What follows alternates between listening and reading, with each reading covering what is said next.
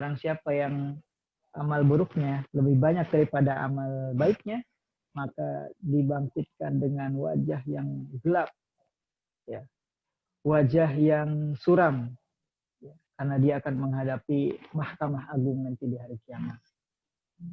Sahabat kelas online yang dirahmati Allah Subhanahu Wa Taala, ya kita insya Allah tidak lama untuk malam hari ini karena sesungguhnya materinya adalah bentuk memang penjelasan, tapi saya kira ini adalah bentuk ringkasan dari apa yang sudah kita bahas selama kurang lebih 1 pekan di WA Group gitu ya. Masih tentang dasar-dasar agama Islam, di mana ketika kita berbicara tentang hijrah, maka hijrah yang pertama kali harus kita lakukan adalah hijrah tentang dasar-dasar Islam. Kita kembali lagi kepada Islam, kita memperbaharui kualitas keislaman kita, ya. Di antaranya kita sudah berbicara tentang syahadat dan makna syahadat, ya, sebagai refleksi daripada satu surat pendek dalam Al-Quran, yaitu surat Al-Asr, wal Asr, innal insana lafi khusr, illal ladzina amanu wa amilus solihati wa tawassaw bil haqqi wa tawassaw bis sabr. Demi masa sesungguhnya manusia berada dalam kerugian kecuali orang-orang yang beriman. Keimanan inilah yang menjadi modal utama ketika kita ingin menjadi orang yang beruntung, ya, ingin kembali, ingin berhijrah. Keimanan inilah yang harus pertama kali kita kokohkan kembali, ya. Lalu wa'amilus solihat, ya, dan mengerjakan amal soleh, ya. Bagian amal soleh sedikit sudah kita bahas, tapi mudah-mudahan akan kita bahas lebih lanjut pada pertemuan-pertemuan selanjutnya. Watawassaw bil haqqi watawassaw bis sabr, dan saling menasihati dalam kebaikan dan kesabaran. Dan ini insya Allah secara ringkas sudah kita bahas. Insya Allah pembahasan kita pada malam hari ini tentang hadis yang sebenarnya hadis ini cukup panjang, tapi isi dari hadis ini saya yakin sahabat-sahabat sekalian sudah sama-sama mengetahuinya. Ya. Hadis ini kalau dalam buku atau kitab Al-Arba'in An-Nawawiyah, 40-an kumpulan hadis yang disusun oleh Imam An-Nawawi. Ya, ini sangat terkenal, ya, kitab 40 hadis. Ya, ada 42 hadis di situ. Dan hadis ini adalah hadis yang kedua. Dan kalau teman-teman mungkin ada yang tahu, ini adalah hadis yang cukup panjang, tapi insya Allah ini adalah ringkasan dari apa yang pernah kita bahas. Boleh mungkin dari teman-teman kalau ada slide-nya ditampilkan, biar teman-teman lain bisa baca hadisnya. Bismillahirrahmanirrahim. An Umar radhiyallahu anhu aidan. Hadis ini disampaikan, ya, dari sahabat Umar bin Khattab radhiyallahu anhu. Sahabat Umar tentu terkenal, ya, di antara 4 al-khulafaur rasyidin, ya, atau 5 ya kalau dalam riwayat lain, ya. Yaitu khalifah kedua setelah Abu Bakar As-Siddiq, Umar bin Khattab, lalu Utsman bin Affan, dan Ali bin Abi Thalib. Qala, Umar berkata, bainama nahnu julusun inda Rasulillah sallallahu alaihi wasallam. Ketika kami sedang duduk-duduk bersama Rasulullah sallallahu alaihi wasallam. Jadi sebagaimana di materi terakhir kami sampaikan, Rasulullah itu sebagai manusia, beliau mencontohkan banyak hal kepada kita, dari mulai hal terkecil sampai hal terbesar. Bahkan Rasulullah walaupun dia adalah manusia paling mulia, beliau bersedia untuk duduk bersama sahabat-sahabat lainnya, ya, bercengkrama, saling berbagi ilmu dan sebagainya. Zata yaumin, pada suatu hari, itola'a alaina, ketika tola'a itu artinya muncul, ya. Tola'a itu muncul, maka tola'ati syams artinya matahari muncul. Nah, ini itola'a alaina artinya muncul atau datang kepada kami. Nah, siapa? Rajulun syadidu bayadis thiyabi syadidu sawadi sya'ri. Seorang lelaki, ya, yang warna bajunya itu benar-benar putih. Dan warna rambutnya itu benar-benar hitam. Jadi ketika duduk-duduk, tiba-tiba ada seorang datang, ya. Dia pakai pakaian yang putihnya itu benar-benar putih, bersih, gitu. Lalu rambutnya itu benar-benar hitam dan rapih, ya. Mungkin klimis kah atau bagaimanakah, gitu. Rambutnya sangat rapih. Nah, dan anehnya la yuro alaihi asarus safar. Dia tidak terlihat selesai melakukan perjalanan. Jadi kan kalau orang selesai melakukan perjalanan, biasanya minimal gitu ya, bajunya itu terlihat kurang rapi gitu ya. Orang habis naik motor kan, kalau dia nggak benerin dulu ya, biasanya kelihatan tuh minimal bajunya agak acak-acakan gitu ya, atau agak kelihatan beberapa lipatan. Atau rambutnya kurang rapi. Kalau kita mungkin habis naik motor lihat spion, sisir dulu gitu ya, supaya kalau kita mau datang ke suatu tempat atau ke suatu perkumpulan kelihatan rapi. Nah, ini orang yang datang tidak terlihat setelah habis melakukan perjalanan. Nah, otomatis kalau dia tidak terlihat selesai melakukan perjalanan, maka dia adalah orang yang berasal dari sekitar dia gitu ya. Kalau kita misalnya kumpulan RT, ya minimal orang itu masih orang se-RT sama kita gitu ya. Atau masih orang satu desa sama kita. Gitu. Tapi anehnya adalah wala ya'rifuhu minna ahadun. Di antara kami kok nggak ada yang tahu orang-orang itu, orang itu kata Umar. Di antara kami nggak ada yang tahu lelaki itu siapa. Padahal dia datang dalam keadaan rapi. Nah, setelah dia datang, apa yang dia lakukan? Hatta jalasa ila Nabi Shallallahu Alaihi Wasallam. Dia duduk menuju Nabi. Ya. Nah, posisi duduknya bagaimana? Fa'asnada rukbataihi ila rukbataihi. Dia menempelkan, ya, rukbatai itu lutut ya, menempelkan lututnya kepada lutut Nabi Muhammad SAW. Jadi dia duduk langsung mendekati Rasul, lalu ya duduk dekat dengan Rasulullah, dikatakan menempelkan lutut, gitu ya.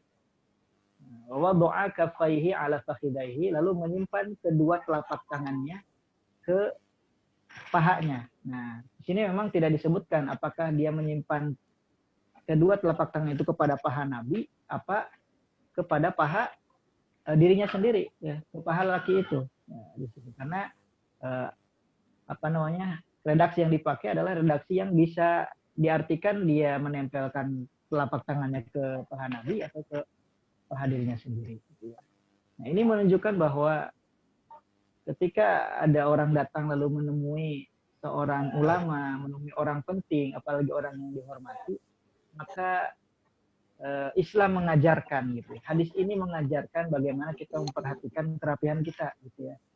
Apalagi ini yang didatangi adalah Rasulullah Shallallahu Alaihi Wasallam. Begitupun kita, kalau yang didatangi misalkan orang tua, yang didatangi adalah guru, yang didatangi adalah siapapun yang kita hormati, termasuk mungkin pejabat dan sebagainya, kita hadir dalam keadaan yang rapi gitu ya. Lalu ketika dalam konteks menuntut ilmu, ada adab yang diajarkan selain tadi berbicara masalah pakaian yang rapi, ya. Itu mendekati pembicara gitu ya. Jadi kalau kita sedang belajar offline nih, ya justru saf-saf pertama, saf-saf depan itu adalah saf-saf terbaik gitu ya. Saf-saf yang didoakan oleh para malaikat. Gitu ya. Itulah saf-saf pertama gitu ya. Nah, baik. Ya, di antara ada menuntut ilmu dekat dengan pembicara gitu ya, dengan guru. Lalu laki-laki itu setelah mendekati Rasul dia bertanya, "Waqala ya Muhammad, wahai Muhammad." Wah, orang ini ya kira-kira mungkin menurut pandangan para sahabat, orang ini kan nggak kita kenal ya. Tapi kok dia langsung nyebut ya Muhammad, dia tahu kalau itu adalah Muhammad, langsung nyebut namanya lagi gitu ya. Wah, ya Muhammad, akhbirni anil Islam. Wahai Muhammad, beritahukan kepadaku apa itu Islam. Maka Rasulullah SAW menjawab, al-Islamu anta syahada Allah ilaha illallah. Islam itu adalah engkau bersyahadat, engkau bersaksi bahwa tiada Tuhan, tiada ilah selain Allah. Nah, ini sudah kita bahas gitu ya. Wa anna Muhammadar Rasulullah, dan sesungguhnya Muhammad adalah Rasul atau utusan Allah. Ini juga sudah kita bahas. Wa tuqimas shalah, engkau melaksanakan salat, wa tu'tiya zakat, menunaikan zakat, wa tasuma Ramadan, engkau melaksanakan puasa di bulan Ramadan. Wa tahujjal baita, dan engkau berhaji ke Baitullah, ya, ke Ka'bah. Ini stata'ta ilaihi sabila, jika engkau mampu di jalannya. Nah, ketika Rasul ditanya oleh lelaki tadi, apa itu Islam? Ya, maka yang dijawab adalah rukun Islam yang 5. Ya. Ini menunjukkan bahwa Islam itu esensinya, rukunnya, gitu ya.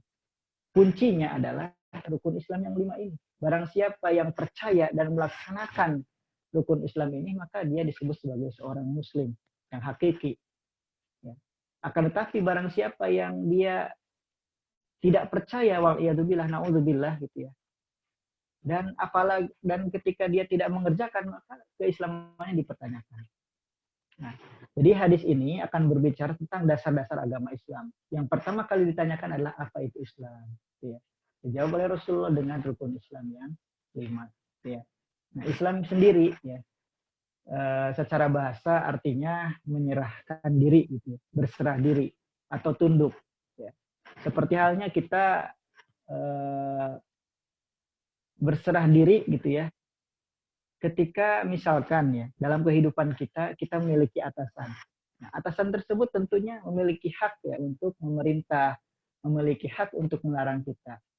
Nah, dalam hubungan kita dengan Allah Subhanahu wa taala, maka kita itu menyerahkan diri kita kepada Allah Subhanahu wa taala. Mau diapakan sama Allah, kita serahkan diri kita. Mau Allah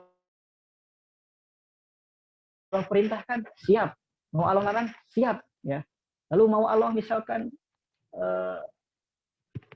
hidupkan, ya kita hidup. Mau Allah Subhanahu wa taala wafatkan, Allah matikan, kita siap wafat. Ya. Itulah Islam secara bahasa. Kita menyerahkan diri kepada Allah Subhanahu wa taala. Adapun Islam secara istilah adalah syariat yang dibawa oleh Muhammad sallallahu alaihi wasallam. Syariat yang dibawa oleh Nabi Muhammad sallallahu alaihi wasallam, baik itu berupa ibadah, berupa akidah, ibadah maupun akhlak dan muamalah. Ya. Jadi apa yang dibawa oleh Nabi Muhammad SAW ya itu adalah agama Islam. Dan Rasulullah tadi kami sebutkan di awal sudah menjelaskan seluruh agama Islam. Buktinya adalah surat Al-Maidah ayat 3 ya, yang masyhur sebagai ayat terakhir turun, al-yauma akmaltu lakum dinakum wa atmamtu alaikum ni'mati wa raditu lakumul islama dinan. Hari ini telah kami sempurnakan agamamu dan telah kami sempurnakan nikmat kepadamu. Dan kami telah meridhoi Islam sebagai agamamu. Nah, itulah Allah Subhanahu wa taala sudah melengkapi ya, Islam yang dibawakan oleh Nabi Muhammad SAW sebelum beliau wafat. Dipanggil oleh Allah Subhanahu wa taala. Islam ya. Di sini disebutkan dengan rukun Islam. Dan yang pertama kali disebutkan adalah syahadat. Karena memang syahadat adalah rukun Islam yang pertama. Dan sebagaimana kami sebutkan sebelumnya, kalau kita menelaah kembali, kalau kita ya merenungi kembali tentang 2 kalimat syahadat, maka itu sudah sangat cukup untuk kita semakin dekat dengan Allah Subhanahu wa taala ya. Tentu saja dengan menjalankan konsekuensinya. Tapi untuk menjalankan konsekuensi itu perlu ilmu ya, perlu pemahaman, dan untuk itulah saya yakin kita sama-sama belajar di sini untuk kembali ya mengilmui, memahami tentang dasar agama kita.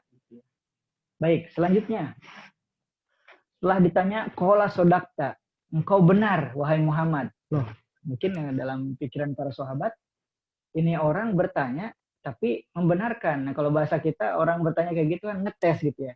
Tapi ini bukan ngetes harusnya gitu ya. Nah, fa'ajibna lahu yas'aluhu wa yusaddiquhu. Kami heran, ajib gitu ya. Kami heran. Dia bertanya tapi dia yang membenarkan juga. Wah, ini kayaknya ngetes gitu ya.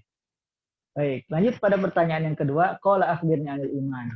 Wahai Muhammad, ya beritahukan kepadaku apa itu iman. Ya. Qala, maka Nabi Muhammad menjawab, al-imanu an tu'mina billahi wa malaikatihi wa kutubihi wa rusulihi wal yaumil akhir wa tu'mina bil qadari khairihi wa syarrihi.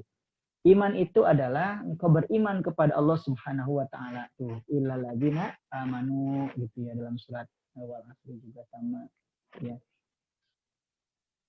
Selanjutnya wa malaikatihi ya, dan kepada malaikat-malaikatnya ya. Wa kutubihi, dan kepada kitab-kitab Allah Subhanahu wa taala, dari mulai Taurat, Zabur, Injil, apalagi dengan Al-Qur'an itu yang menjadi pedoman hidup kita, yang menjadi peta hidup kita ya menuju Allah Subhanahu wa taala, menuju surganya Allah Subhanahu wa taala. Kita sudah diberikan prototipe, sudah diberikan peta. Al-Quran dan Sunnah Rasulullah SAW. Maka sesungguhnya kalau kita ingin bahagia, tinggal kita tanyakan pada diri kita, sejauh mana interaksi kita dengan Al-Quran dan Sunnah. Ya minimal misalkan secara fisik Al-Quran dan beberapa, ya satu misalkan, Al-Quran dan satu buku hadis itu ada di rumah kita gitu ya. Setelah ada, ya minimal kita punya waktu untuk membacanya. Setelah membacanya, ya kita bisa mempelajarinya. Baru bagus kalau sampai pada tahap menghafalkannya, dan yang paling penting adalah mengamalkannya gitu ya. Baik. Dijawab tentang iman itu dengan rukun iman yang 6. Ya, dan kita sudah jelaskan iman secara bahasa artinya at-tasdiq, yaitu membenarkan. Nah, apakah iman hanya membenarkan saja dalam hati? Oh tidak. Ya, tentu saja para ulama mengatakan iman itu adalah membenarkan dalam hati dan mengucapkan dengan lisan, ya, lalu mengamalkan dengan anggota badan. Karena tidak cukup, ya, hanya dengan dalam hati saja. Ya. Apalagi ketika kita berbicara 2 kalimat syahadat. 2 kalimat syahadat tidak cukup hanya diyakini dalam hati saja. Tapi seseorang yang ingin masuk Islam, maka sesungguhnya dia harus meyakini lalu mengucapkan 2 kalimat syahadat tersebut. Ketika itulah dia disebut sebagai Muslim. Gitu ya. Nah, jadi iman itu diyakini dalam hati, lalu diucapkan dengan lisan. Nah, lalu setelah itu dikerjakan dengan anggota badan, ya.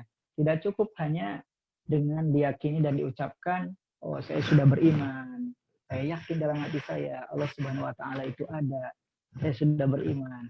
Disuruh sholat nggak mau, ya. Disuruh puasa Ramadan nggak mau, disuruh zakat nggak mau. Nah, seperti ini masalah, gitu ya. Ya, seperti ini masalah, dipertanyakan keimanannya, gitu ya. Dipertanyakan keimanannya. Dan tentu iman itu adalah naik dan turun. Ya, menurut para ulama iman itu naik dan turun. Yangkus wa yazdad, ya. Dia naik dengan ketaatan, sebagaimana kita melakukan banyak ketaatan, ya, dengan ikhlas dan sesuai dengan syariatnya, sesuai dengan yang dicontohkan oleh Rasulullah, maka ketika itu iman kita akan terus bertambah. Sebaliknya, kalau kita malas melakukan ketaatan dan justru malah mengerjakan apa yang dilarang, ya maka keimanan kita akan semakin turun, semakin turun, semakin turun. Waliyadzubillah, kalau justru keimanan kita hilang dan kita sudah tidak beriman lagi kepada Allah Subhanahu wa Ta'ala. Jadi kuncinya supaya iman itu naik adalah kuatkan keyakinan, lalu laksanakan ketaatan-ketaatan dan jauhi larangan. Itulah yang disebut dengan takwa, ya. Dan barometer atau ukuran orang mulia itu kan di sisi Allah adalah orang yang bertakwa, ya. Baik, secara bahasa dan secara istilah itulah iman. Nah, qala sodakta, engkau benar. Wah, ini kedua kalinya gitu ya. Ini orang nanya, membenarkan lagi. Wah, kayaknya ngetes lagi yang punya kalau bahasa kita.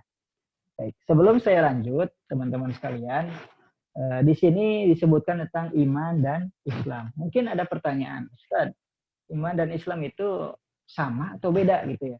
Nah, kan kadang-kadang ada. Ya, sebetulnya kita sudah tulis juga di grup WA kan, di pembahasan ini, bahwa iman dan Islam itu, teman-teman sekalian, kalau disebutkan secara bersamaan, contohnya dalam hadis ini nih, disebutkan bersamaan, ada Islam, ada iman. Nah, maka maknanya makna-makna khusus. Makna khusus itu bagaimana? Ya, Islam dikaitkan dengan amalan-amalan yang zohir. Lihat, ada sholat, itu amalan zohir.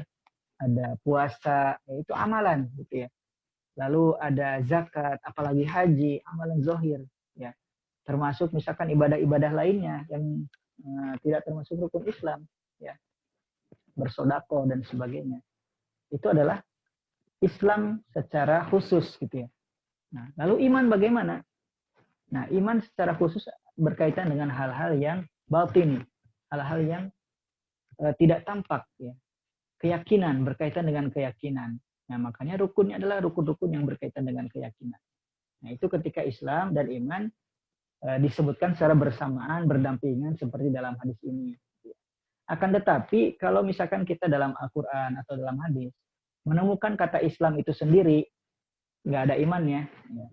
Atau Islam itu sendiri nggak ada imannya, atau iman sendiri tanpa ada Islam, maka maknanya sama. Islam yaitu iman, iman yaitu Islam. Ya. Karena rukun Islam yaitu merupakan bagian daripada keimanan. Ya. Kita lihat syahadatain maka harus diyakini dan diucapkan. Sholat diyakini, ya, lalu dikerjakan, ya. Ada yang bacaannya itu dibaca dengan lisan, lalu ada pekerjaannya yang dilakukan dengan anggota badan. Ya. Itu adalah semuanya keimanan, gitu ya. Ya. Nah, lalu misalkan rukun iman yaitu Islam, mengimani Allah, malaikat, kitab-kitabnya, yaitu semua adalah bagian daripada konsekuensi daripada dua kalimat syahadat. Baik, pembahasan selanjutnya dan ini juga penting dan insya Allah sampai pada potongan hadis ini pembahasan kita ya tidak akan dibahas sampai selesai. Pembahasan yang ketiga yaitu tentang ihsan. Ya, ada yang namanya ihsan di sini. Ini kayaknya salah satu tim dari kelas Islam ada Kang Ihsan ya di Bandung sana. Baik, apa itu ihsan? Ya, al ihsanu ya. Nabi Muhammad SAW ditanya, Pak akhbirni anil ihsan. Katakan kepadaku, beritahukan kepadaku apa itu ihsan. Faqala, Rasul menjawab, anta'budallaha ka'annaka tarahu. Engkau menyembah Allah ka'annaka tarahu. Seakan-akan engkau melihat Allah Subhanahu wa taala. Lalu fa in lam takun tarahu fa innahu yaraka. Jika engkau tidak bisa melihat Allah, ya, jika engkau tidak bisa merasakan kehadiran Allah, maka rasakanlah bahwa Allah Subhanahu wa taala melihatmu, ya. Nah, setelah berbicara tentang iman, lalu Islam, maka kita berbicara pada tujuan manusia diutus ke dunia ini atau diciptakan di dunia ini. Ya. Tujuan manusia diciptakan di dunia ini, wa ma khalaqtul jinna wal insa illa liya'budun. Dalam Al-Qur'an disebutkan, tidaklah kami menciptakan jin dan manusia kecuali untuk beribadah. Beribadah itu bagaimana? Kita sudah sebutkan syarat ibadah ada dua, rukun ibadah ada dua. Yang pertama, dia harus ikhlas karena Allah Subhanahu wa taala. Yang kedua, dia harus mengikuti tuntunan syariat, ya. Khususnya dia harus mengikuti apa yang dicontohkan oleh Rasulullah Shallallahu alaihi wasallam. Lalu ketika kita sudah memenuhi dua hal tersebut, ya, bagaimana kita mempersembahkan ibadah kita kepada Allah Subhanahu wa taala, maka itu disebut dengan ihsan. Ihsan itu secara bahasa artinya berbuat baik gitu ya. Ahsana yuhsinu. Kemarin kita berbicara uswatun hasanah. Ya, suri teladan yang baik, ya. Nah, kata hasanah ini sering disampaikan bahwa kebaikan yang mengandung pahala, itulah hasanah. Dan al-ihsan di sini adalah ibadah. Ihsan itu adalah terdiri dari dua tingkatan. Ya. Beribadah itu ketika kita mempersembahkan ibadah kita kepada Allah, maka ada dua tingkatan. Ya. Ya, kita sudah selesai ya dalam urusan menyadari tentang kewajiban ibadah. Tapi ini tentang bagaimana kita menjiwai ibadah kita. Kalau dalam sholat ada istilah khusyuk namanya, ya. Ya. Nah, tingkatan yang pertama adalah tingkatan biasa. Dan ini masih disebut ikhlas, tapi tingkatan ini adalah tingkatan biasa. Tingkatan biasa ini adalah kita merasa diawasi oleh Allah Subhanahu wa taala yang kemudian disebut dengan muraqabatullah. Misalkan ketika kita sholat, kita merasa diawasi Allah. Malu kita ya, sholat dalam keadaan pakaian yang tidak rapi, apalagi auratnya terlihat gitu ya. Nah, miris juga kita ya lihat beberapa video viral yang mempermainkan sholat dengan tidak menutup aurat dan sebagainya. Gitu ya. Nah, ini bagian dari hal yang menyedihkan gitu ya. Sedangkan kita diajarkan sholat itu kita merasa diawasi Allah. Ya. Malu ketika kita ria, beribadah karena orang lain, beribadah karena hanya urusan duniawi gitu ya. Sedangkan sholat adalah nominal utama gitu ya, sebagai ibadah seorang muslim. Yang pertama kali dihisab oleh Allah Subhanahu wa taala adalah sholatnya. Makanya sholat itu penting sekali dalam Islam, disebutkan sebagai rukun Islam yang kedua. Ya.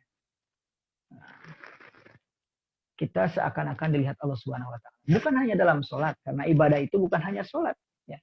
Ketika berpuasa, malu ya kita berpuasa, lalu mohon maaf misalkan ya, saya lihat beberapa kejadian ketika saya masih di Jakarta atau di Bekasi gitu ya, melihat ada tempat makan yang dia buka di bulan Ramadan, atau dia tutup tapi banyak orang yang keluar masuk ke sana, dan saya yakin itu beberapa adalah muslim gitu ya. Lalu harusnya sama Allah Subhanahu wa taala. Ya. Bahkan dalam setiap kehidupan kita gitu ya, muraqabatullah, merasa diawasi Allah itu harus kita hadirkan. Makanya Umar bin Khattab radhiyallahu anhu, dia kagum ketika dia berjalan di suatu tempat, lalu dia bertemu dengan seorang anak. Nah, dia seorang anak ini ternyata dia adalah seorang hamba sahaya, ya, hamba sahaya. Hamba sahaya yang sedang menggembala kambing-kambing tuannya. Lalu oleh Umar, ya, si anak ini ditanya, ya, wahai fulan, maukah engkau jual satu kambing saja kepadaku? Ya, kambing itu kepadaku.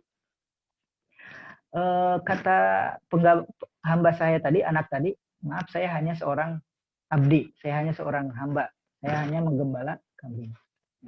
Umar mengatakan kepada anak itu, nah ngetes ya, kalau nanti tuanmu bertanya, ya kalau misalkan tuanmu itu tahu ada satu kambing yang hilang, kalau ditanya jawab saja, ya kambingnya dimakan oleh serigala.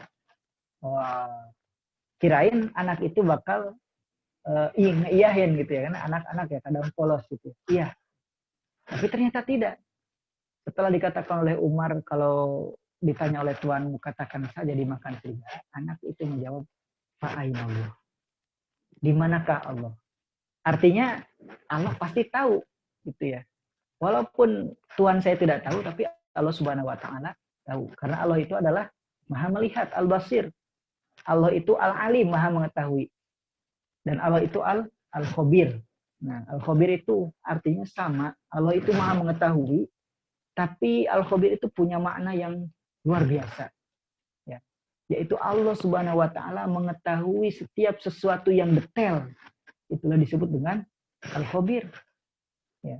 Makanya boro-boro gitu ya, mohon maaf ya, misalkan dalam bahasa kita, boro-boro obrolan kita yang terbesit dalam hati saya itu Allah Subhanahu wa taala tahu. Nah, inilah ihsan. Modal pertama ya, kita beribadah kepada Allah, kita menjadi seorang muslim yang baik ya. Setelah kita memahami rukun Islam, rukun iman, maka selanjutnya kita menghadirkan ihsan dalam kehidupan kita, merasa diawasi Allah. Ini tingkatan yang pertama. Tingkatan yang kedua, dan ini luar biasa gitu ya, adalah kita beribadah seakan-akan kita melihat Allah Subhanahu wa taala. Jadi beda. Kalau yang pertama tadi kita seakan dilihat Allah. Ya. Jadi karena kita tidak bisa menghadirkan diri kita kepada Allah, maka yang pertama tadi hanya ya sudah, saya beribadah dan Allah mengawasi saya. Ya. Nah, tapi tingkatan yang kedua ini adalah kita beribadah, mempersembahkan ibadah kita itu memang untuk Allah, seakan-akan kita melihat Allah Subhanahu wa taala. Nah, dan ini disebut kalau dalam istilah tasawuf gitu ya, ada disebutkan oleh Syekh Ibnu Rajab Al-Hambali dalam penjelasan hadis ini sebagai tingkatan al-arif. Nah, mohon maaf nih nama saya Arif, mudah-mudahan jadi doa sesuai dengan sifat yang seperti ini gitu ya. Dan kita semuanya insya Allah mudah-mudahan gitu ya. Yaitu orang yang mempersembahkan ibadahnya hanya untuk Allah Subhanahu wa taala. Baik sahabat-sahabat kelas Islam yang dirahmati Allah, tidak banyak yang disampaikan ya. Hanya mengulang apa yang sudah kita bahas, mengingatkan kembali, dan bagi yang belum tahu, kami tunjukkan apa yang sudah kita bahas bisa kita dapatkan dalam hadis yang ini. Ya, kalau dalam hadis Arba'in An-Nawawiyah ini adalah hadis yang kedua. Kalau kita mengenal surat Al-Fatihah disebut sebagai Ummul Kitab, ya, sebagai ibunya Al-Quran, ibunya surat dalam Al-Quran, maka Imam Al-Qurtubi, salah seorang ulama ya, dari Cordoba, Spanyol, atau Andalusia ketika itu, beliau menyampaikan bahwa hadis ini adalah ummus sunnah, ibunya sunnah atau ibunya hadis gitu. Karena hadis ini di akhir hadis disebutkan yang datang kepadamu wahai Umar, yang datang kepada kita, innahu Jibril, dia adalah Jibril. Ternyata itu adalah malaikat Jibril. Atakum liu'allimakum dinakum. Dia datang untuk mengajari kepada kalian tentang agama Islam. Apa itu agama Islam? Yaitu dia. Islam, iman, lalu ihsan. Inilah 3 pokok ajaran Islam. Nah, kita sudah membahas 2 kalimat syahadat. Yang pertama, ma'rifatullah, la ilaha illallah. Yang kedua, ma'rifatur rasul, ya, wa anna muhammadar rasulullah. Dan yang ketiga, ya, sebagai modal kita adalah kita mengenal agama kita, al-Islam. Ya. Dan terakhir, kita selalu mengucapkan dalam doa-doa kita, raditu billahi robba wabil islami dina wabi muhammadin nabiyya wa rasula. 2 kalimat syahadat yang kita ucapkan, yang kita yakini haruslah tertanam dalam hati kita sehingga kita mencintai Allah dan Rasulnya. Ketika kita sudah mencintai Allah dan Rasulnya, maka Allah Subhanahu wa Ta'ala yang akan menjamin kehidupan kita. Jangan takut, ya, karena Allah katakan dalam Al-Quran, walal akhiratu khairum minal ula. Di akhirat nanti lebih baik daripada kehidupan di dunia. Dan ketika Allah Subhanahu wa Ta'ala berjanji, maka tidak pernah mengingkari janjinya. Ketika seorang hamba dekat dengan Allah, maka Allah lebih dekat kepadanya. Itulah yang bisa kami sampaikan. Mohon maaf jika ada kesalahan-kesalahan dan kekurangan. Materi kali ini, teman-teman sekalian, ya, mengulang lagi materi-materi yang lalu, sekaligus menunjukkan salah satu hadis yang menerangkan tentang dasar-dasar agama Islam. Dan insya Allah mohon maaf jika ada kekurangan dan kesalahan, ya. Mudah-mudahan kita semuanya dibimbing oleh Allah Subhanahu wa Ta'ala menjadi orang-orang yang mendapatkan hidayah dari Allah Subhanahu wa Ta'ala. Kita dikuatkan lagi untuk menjalankan sunnah-sunnah Rasulnya, ya. Adanallahu wa iyyakum ajmain wa la'afu minkum. Kembalikan ke teman-teman admin itu, ya. Assalamualaikum warahmatullahi wabarakatuh. Waalaikumsalam warahmatullahi wabarakatuh. Jazakallahu khairan katsiran, barakallahu fiik, untuk Bapak Ustadz Arif Nur Hidayat yang telah memaparkan materi yang sungguh luar biasa pada malam ini. Oke, sekarang selanjutnya ada sesi tanya jawab. Saya mengambil 4 pertanyaan yang dirasa cukup mewakili pertanyaan teman-teman yang ingin bertanya. Oke, pertanyaan pertama dari Teh Epi Andriani. Ustadz, saya mau bertanya, mungkin OOT, bagaimana menanamkan rasa ikhlas di dalam hati, seperti materi tadi malam mengenai bagaimana kita harus mengidolakan dan mencintai Rasulullah. Qadarullah Tad, ayah saya baru saja meninggal, dan sampai sekarang saya masih merasakan kesedihan, meskipun saya sering mengatakan pada diri saya sendiri bahwa saya harus ikhlas, tetapi di sisi lain saya masih sering menangisi kepergian ayah saya. Syukron. Monggo Pak Ustadz untuk pertanyaan yang pertama. Mohon maaf Pak Ustadz, itunya masih di mute. Baik. Bismillahirrahmanirrahim. Sebelum nanti saya tambahkan beberapa penjelasan, maka tips dari ulama, ya, untuk melatih keikhlasan kita adalah apa? Ya, paksa hati kita ikhlas gitu, ya. Jadi ya, kalau bahasa orang Sunda, mohon maaf ya, dalam joknya biasa mengatakan Bismillahi Allahumma paksakeun. Mungkin itu jok, tapi dalam kaitannya dengan ikhlas, memang ikhlas itu untuk melatihnya ya kita paksakan hati kita untuk ikhlas gitu, ya. Dicoba terus gitu, ya. Sebagaimana khusyuk, kalau khusyuk itu tidak bisa dihadirkan sepanjang kita sholat dari awal takbiratul ihram sampai salam, maka minimal ketika di tengah-tengah sholat itu kita berusaha untuk khusyuk. Setiap kita lalai, khusyuk lagi, dan sebagainya. Nah, itu tips dari para ulama. Selanjutnya, Kalau kita kaitkan lagi sebetulnya dari pertanyaan tadi, jawabannya ada pada penguatan kita pada iman dan Islam itu sendiri, khususnya iman gitu ya. Ketika kita beriman kepada Allah Subhanahu wa taala, iman kepada qada dan qadar Allah Subhanahu wa taala, takdir gitu ya, yang Allah Subhanahu wa taala tetapkan, maka sesungguhnya apa yang ada dalam kehidupan kita, kita yakini itu semuanya adalah skenario terbaik dari Allah Subhanahu wa taala. Karena doa Al-Fatihah kan alhamdulillahi rabbil alamin. Aku ya, atau segala puji bagi Allah Subhanahu wa taala sebagai apa? Rabb semesta alam. Tuhan semesta alam yang mengatur semesta alam, gitu ya. Semua yang terbaik untuk kita Allah Subhanahu wa taala telah ajarkan. Allah Subhanahu wa taala telah atur untuk kita, dan itu semua yang terbaik. Dan misalkan ketika yang dicontohkan dalam meninggalnya orang-orang yang disayangi, yang dicintai, itu wajar karena kita adalah manusia dan Allah bekali manusia itu dengan kecintaan gitu ya. Allah bekali manusia dengan perasaan dan Allah bekali dengan hawa nafsu. Ya. Bahkan ketika Rasulullah SAW wafat, para sahabat, di antara beberapa sahabat ada yang sampai, mohon maaf, seperti menganggap harusnya Rasulullah itu tidak wafat gitu ya. Ya, sampai saking sedihnya, sampai harusnya menganggap Rasulullah itu tidak wafat gitu. Seperti, mohon maaf, misalkan dalam cerita yang masyhur, seperti sahabat Umar bin Khattab radhiyallahu anhu. Ketika Rasulullah wafat, ya, dia mengatakan, man qala Muhammadan qad mat darabtu unuqah. Siapa yang mengatakan Muhammad sudah mati, saya akan tebas lehernya, saya akan pukul lehernya. Ya. Tapi kata Abu Bakar radhiyallahu anhu, dia mengatakan, barang siapa yang menyembah Muhammad, lihatlah Muhammad sudah mati, sudah meninggal, sudah wafat. Ya.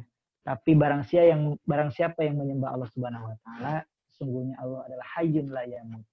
Allah adalah zat yang maha hidup dan tidak akan pernah mati. Ya.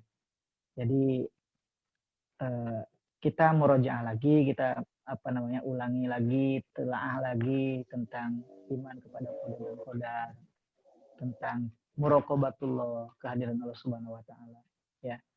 Ya, ketika kita beramal lalu terbesit misalkan ria, terbesit tujuan-tujuan karena selain Allah, maka silakan dikembalikan lagi, terus dikembalikan kepada Allah Subhanahu wa taala. Karena amal itu kan ada awal, ada tengah, ada akhir. Awalnya harus ikhlas, lalu ketika dalam prosesnya bisa saja tercampuri oleh motif-motif lain, tapi pastikan ketika di akhir dia harus ikhlas juga. Dan ketika selesai beramal, maka perbanyak istighfar. Itulah kenapa setiap selesai sholat, kita doa yang pertama kali kita sebutkan biasanya adalah istighfar. Karena kita beristighfar kepada Allah. Kalau dalam sholat kita ada kekurangan. Walau alam bisawab. Itu mungkin mudah-mudahan bisa menjawab. Masya Allah, terima kasih atas jawabannya Pak Ustadz. Selanjutnya ada pertanyaan dari Amalia Ulfah. Pertanyaannya, Assalamualaikum Ustadz, kalau orang yang menzolimi kita selalu mendapatkan kebahagiaan, tetapi kita yang dizolimi terus-terusan diterpa ujian. Bagaimana sikap kita agar tetap istiqomah berhusnuzon kepada Allah? Gitu, Pak Ustadz. Ya. Aduh, Baik, Masya Allah ya. Allah. Kalau ada orang dizolimi, dia kelihatannya hidupnya bahagia gitu, padahal dia orang zolim gitu ya. Tipu daya Tapi setan. tapi kita yang dizolimi kok, padahal kita mukmin gitu ya. Tapi kita hidupnya tuh kelihatannya nggak bahagia atau susah terus gitu ya. Terus ya. Kezaliman orang lain terhadap kita, bismillahirrahmanirrahim ya. Kezaliman orang lain terhadap kita itu bagian daripada ujian Allah Subhanahu wa taala untuk menguji keimanan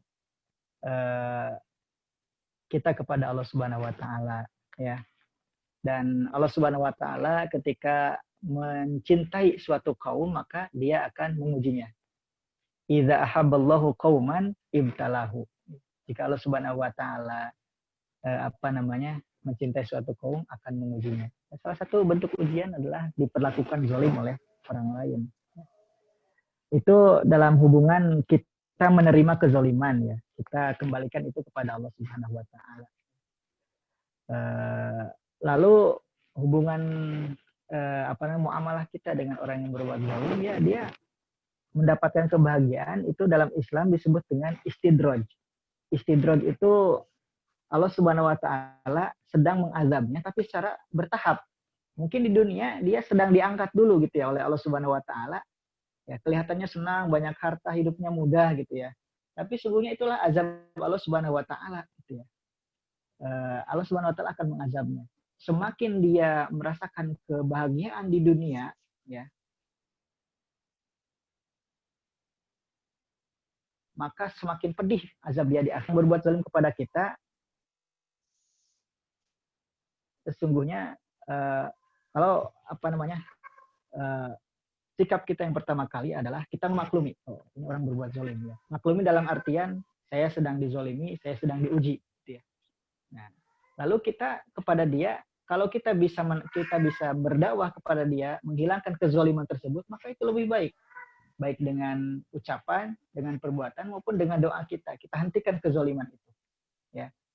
Tapi ketika kita tidak bisa menghentikan kezaliman itu, ya sudah, kita serahkan kepada Allah Subhanahu wa taala gitu ya. Ya itu semuanya adalah ujian gitu ya. Wallahu a'lam bishawab. Ya barangkali kurang jelas atau ada yang perlu ditanyakan lagi. Nah, terima kasih. Selanjutnya dari Nad. Assalamualaikum Ustadz, apakah jika kita tidak berhasil mengingatkan saudara kita yang tidak mau sholat, apakah kita ikut menanggung dosa? Nah, sedangkan saudara saya itu saudara kandungnya gitu. Ya, bismillahirrahmanirrahim. Ini sudah berbicara tentang menyampaikan kebaikan atau dakwah.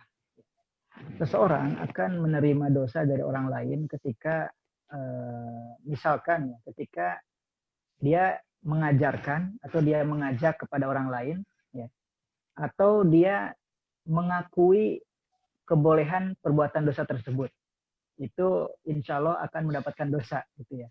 Misalkan ada saudara, misalnya contohnya saudara nggak sholat, kita akui oh nggak apa-apa dia nggak sholat. Nah, jangan seperti itu.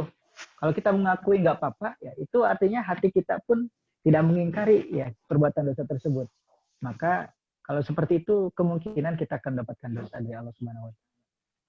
Apalagi ketika kita mengajarkan, apalagi ketika kita mengajak, oh jangan sholat. Nah, akan tetapi ketika hati kita mengingkari keburukannya, lalu kita apalagi sudah sampai pada tahap mengajarkan dan mengajak, maka ini bari ya. Kita berlepas diri kepada Allah Subhanahu wa taala. Kita berlepas diri kepada orang yang tidak mau diajak tersebut ya. Kita sudah menunaikan kewajiban kita ya. Bahwasanya Rasulullah SAW sendiri menyampaikan ya. Wa ma'ana ilal balagul mubin. Ya, Rasulullah itu hanya sebagai seorang yang menyampaikan saja. Masalah penerimaan, masalah hidayah itu akan kembali kepada pribadi masing-masing. Termasuk pun kita gitu ya, ketika mengajak teman, saudara, anggota keluarga kita. Tugas kita memang mengajak ya. Tapi ketika itu tidak berhasil maka tidak menjadi dosa insya Allah bagi kita. Sebagaimana dicontohkan misalkan Nabi Nuh alaihi salam. Nabi Nuh alaihi salam kurang apa beliau adalah sebagai rasul, sebagai nabi, dakwah siang dan malam ya. Inni da'autu qaumi laila wa nahara. Saya berdakwah kepada kaumku siang dan malam. Akan tetapi yang ikut bersama Nabi Nuh justru sangat sedikit. Bahkan di akhir-akhir istri dan anaknya Nabi Nuh juga tidak ikut dengan Nabi Nuh. Mereka termasuk yang diazab oleh Allah Subhanahu wa taala. Ya, apakah Nabi Nuh berdosa? Ya, tentu saja tidak. Ya. Nabi Nuh sudah berdakwah. Jadi kepada saudari kita yang masih susah sholat, ya kita perlahan-lahan ya. Kalau jalur darat nggak bisa nih, mohon maaf bahasa kitanya. Kalau jalur darat nggak bisa, kita jalur langit gitu ya. Kalau kita ngajak susah, ngasih tahu masih susah, kita doakan gitu ya. Mudah-mudahan Allah buka hati. Walau alam. Masya Allah. Selanjutnya pertanyaan yang terakhir ya, karena berhubung waktu juga di sini. Dari Teh Erin Fitria dari Padang Sidimpuan Tenggara. Masya Allah jauh sekali ya dari saya. Ustadz, izin bertanya, Mengapa iman, Islam, dan ihsan menjadi persyaratan dalam membentuk insan kamil? Apakah ada dalil yang memperkuat persyaratan tersebut? Jazakallah Ustadz.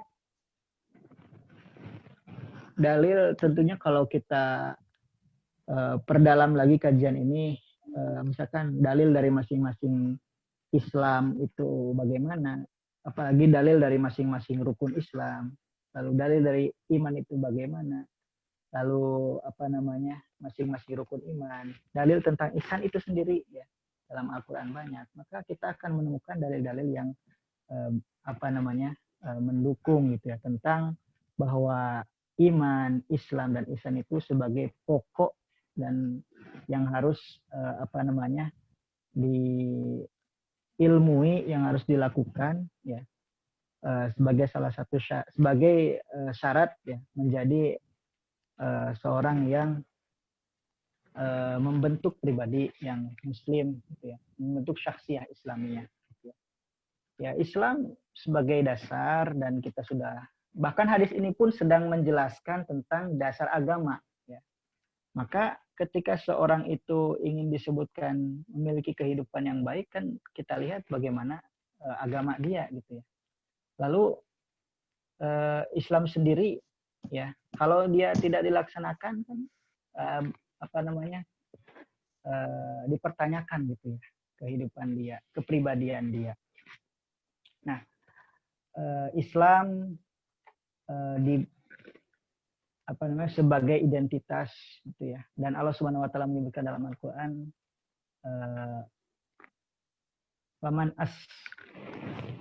waman ahsanu mimman, maaf ya saya lupa dalam beberapa ini.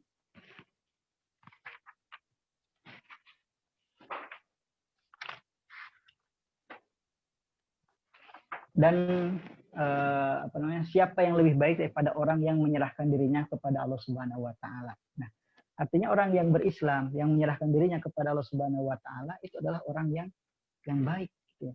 Orang yang secara kepribadian itu baik. Gitu ya. Dan orang yang melaksanakan rukun Islam, gitu ya, maka sungguhnya dia telah menjalankan apa yang dicontohkan oleh Rasulullah SAW.